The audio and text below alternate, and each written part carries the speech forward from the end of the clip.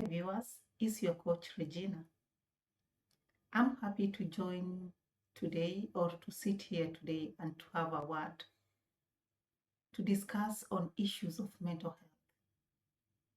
health. As I've been mentioning on my videos, my role or my obligation is to make sure that we reduce mental health in globally, not only in Kenya but globally, because I know my videos will be reaching more people and it will help more people to understand why mental health, how can we make sure that we reduce mental health to our youths, to our parents out there, and in the society globally.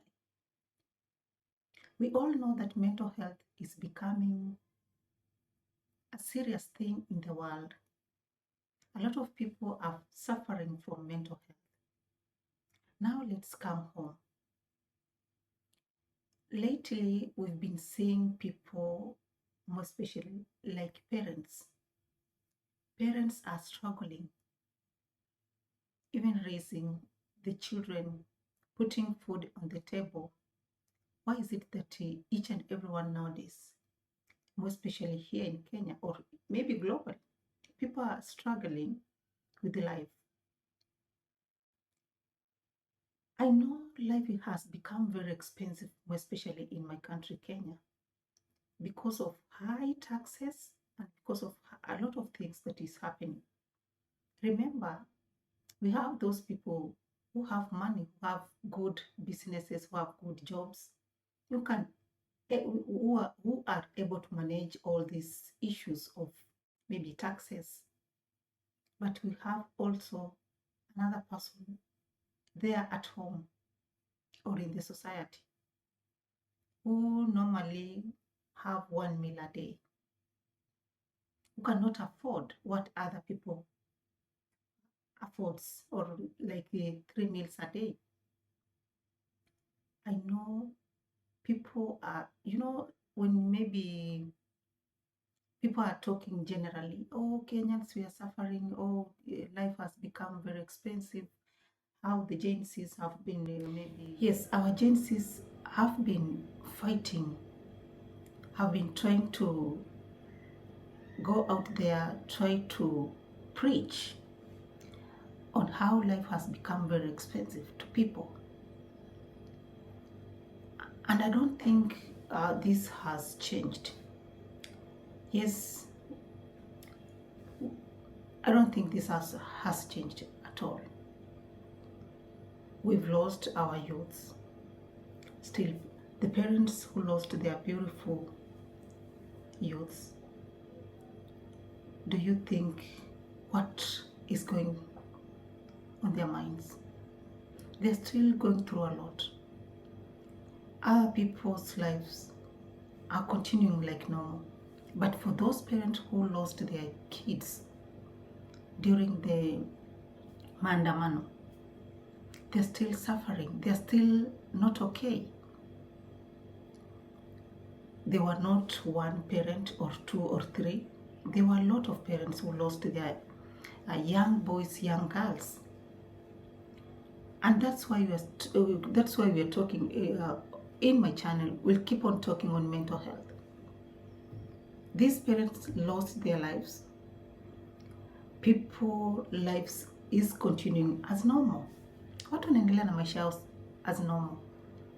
Do we think that the parents whose kids or lives were lost, they are normal, they are okay? As much as maybe even if that parent is given money, do you think their life is okay? I don't think their life is okay. Do we still have people who are maybe following up on them, listening, giving them a listening ear? Because there's a lot that is running on their mind. They don't have someone who can listen up to them. As much as we are saying that every day kusema pole, we know you lost your daughter, but they also need someone to sit down and listen, continue listening to them, continue offering support. They lost their kids, they're there. They are working very hard. Others lost their kids who are in universities. Others lost their sons, their daughters who had maybe they had started working, and they knew very well now they are our bright future. They'll support the family, and now they're not. They're no more. Do you think those parents are going through the same as you? And that's why we are here to make sure we advocate for mental health. It's not something that we need to, it's something serious. We need to continue talking. Let's see the way life has become very expensive. Talking now, life is very expensive. You cannot compare 5 years ago with what is going at the moment, what is going on. Life has become very expensive. If you see even bigger businessmen, business people, even mwanabiashara mkubwa na mdogo analia. It's not something to joke with. Life is becoming tough. Mambo yamebadilika, things have changed. People have put up businesses. I remember 5 years ago, watu walikuwa kiendea vitu China. People used to bring things from China.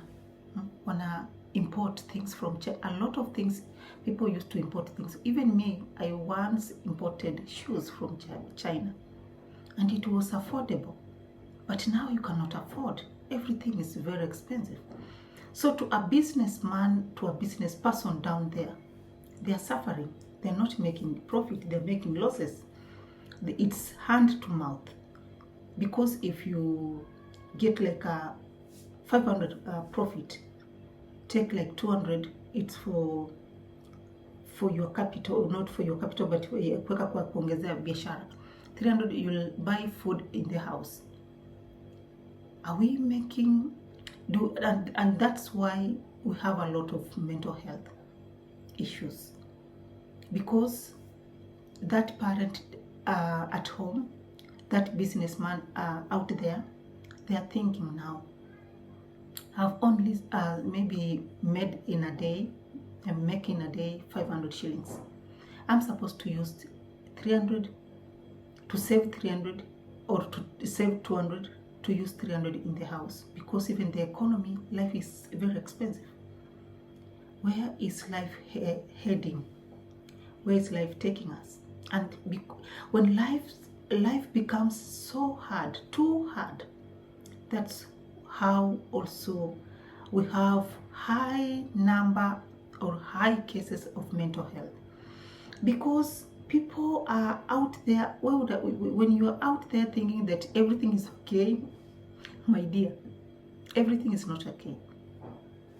If you can afford 3 meals a day, there are people who cannot afford 3 meals a day.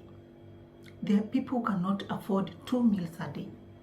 There are people who can only afford 1 meal a day, and also even affording that 1 meal a day, it's a ni kizungumkuti. So this goes also to our government, our beautiful, our good government. What measures, what strategies are you putting out here? Since the economy is very expensive, what strategies are you putting out here to support youths?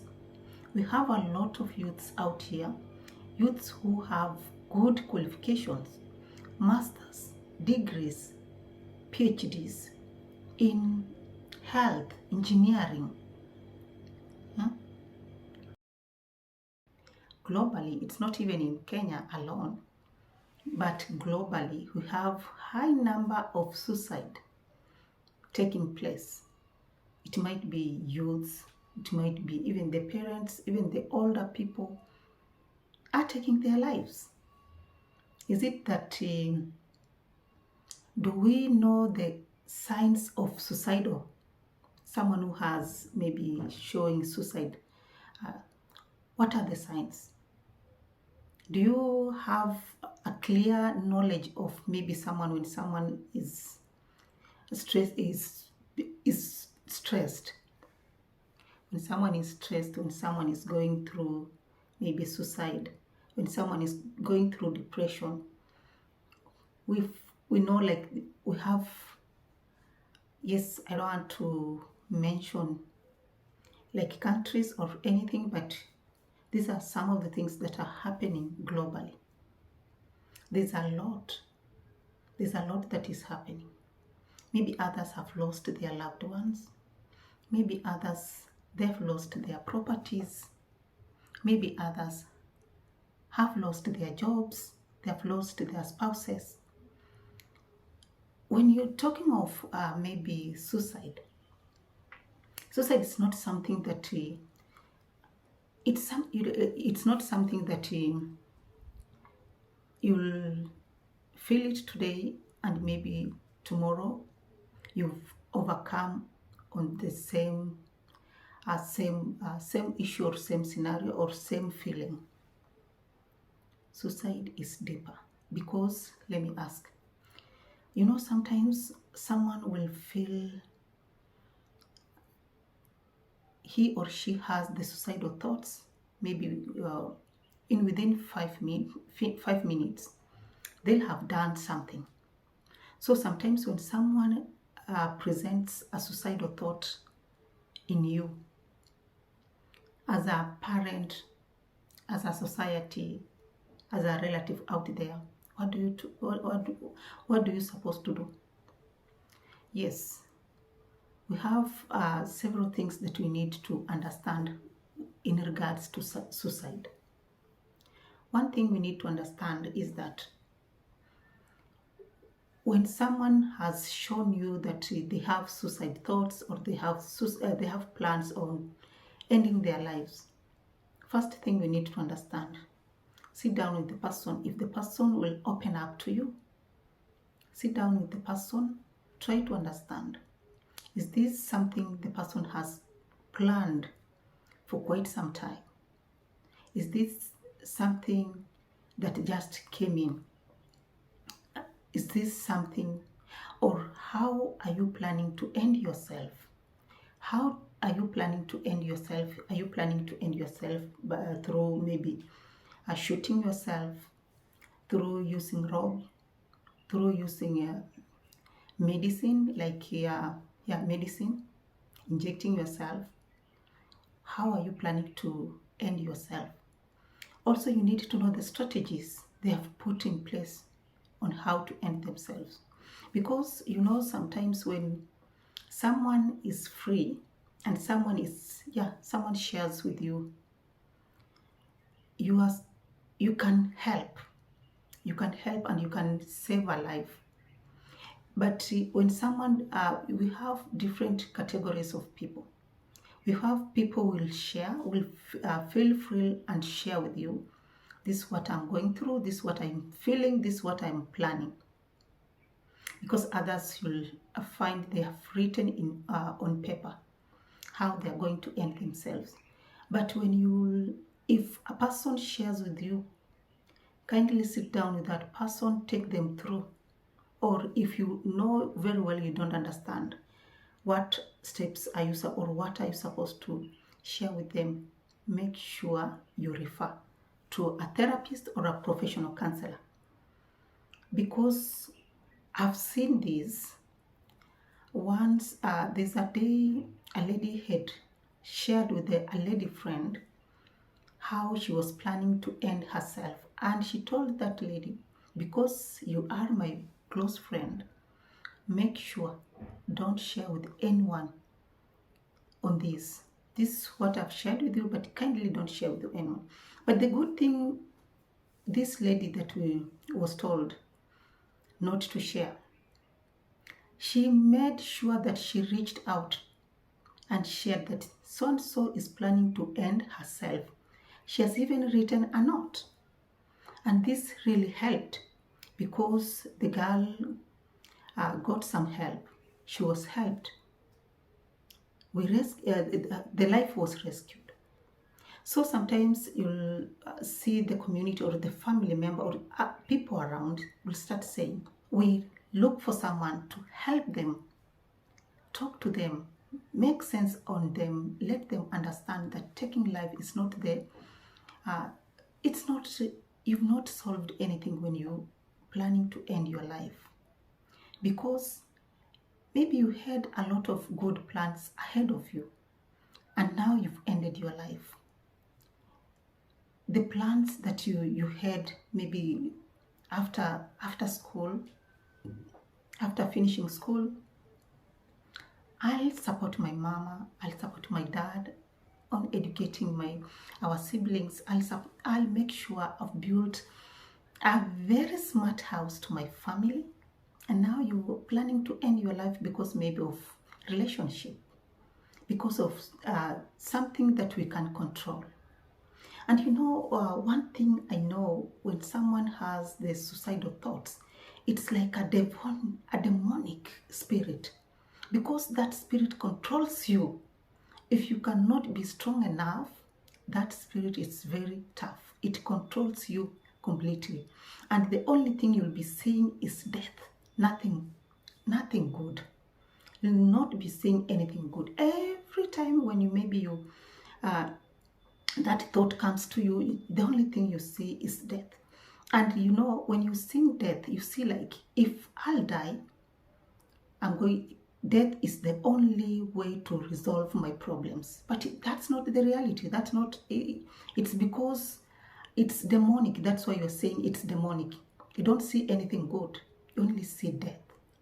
So how can we continue doing all this, or how can we prevent all this happening around us, globally, in our society? Let's speak out.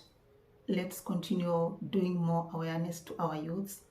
Let's do more awareness to our parents, our caregivers, and let community or the society. Sometimes we need to know how best to handle such cases, such people, because sometimes if someone has presented themselves to you, or herself to you, or himself to you with the suicidal tendency or suicidal thoughts, instead of you supporting that person, now you start criticizing the person, instead of you maybe reporting the issue or the incident, because you've heard so and so want to end his life. You start criticizing, talking ill about that person. We are causing more harm than good. We are increasing the stigma in the society, because also stigma has contributed to all this. Because why is it that when someone is even planning to end their lives, they don't want to share, because they know the way the community, the people will going to receive the news, it's not something good. So that's why we've lost lives, something that we could have controlled, something that we could have helped people to overcome. Let's reach out, let's create more awareness, let's talk to our loved ones. If we come across such cases, such scenarios in the community, kindly reach out. Don't keep quiet. Reach out to the pastors, even the church elders. Reach out to the teachers if they are students. Reach out to their parents. Reach out to any structure that we have in the community. Reach out to the closest friends, so that we can save a life, instead of leaving our young youths dying, or anyone in the community or in the society who has